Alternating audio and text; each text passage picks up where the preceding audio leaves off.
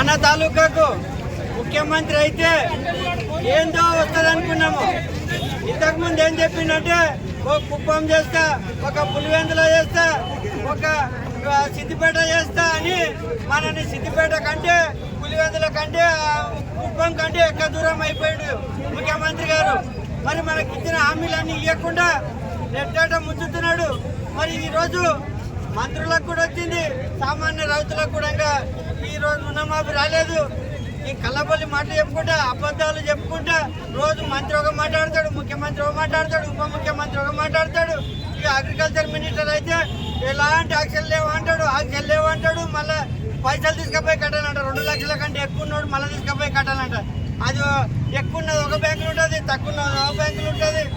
Ration కార్డుకు link చేసి public ఎవరికి రైతులకు కూడా రుణాలు రాకుండా చేసినటువంటి ఈ ముఖ్యమంత్రి రేవంత్ రెడ్డి గారికి ఒకటే తెలియడం ఏమనగా ఇంకా ఆశలో ఉండాలి మంది. ఇంకో వారం రోజులు చూసారంటే బ్యాంకుల ముందర కానీ మొత్తం ఈ రోడ్ల మీదకి వస్తారు, అప్పుడు మీ పరిస్థితి ఘోరంగా ఉంటుంది. అందుకే ఎంబడే మొత్తం ఎలాంటి యాక్షన్ లేకుండా రుణమాఫీ చేయాలని చెప్పి తెలియజేస్తూ ముగిస్తున్నాం.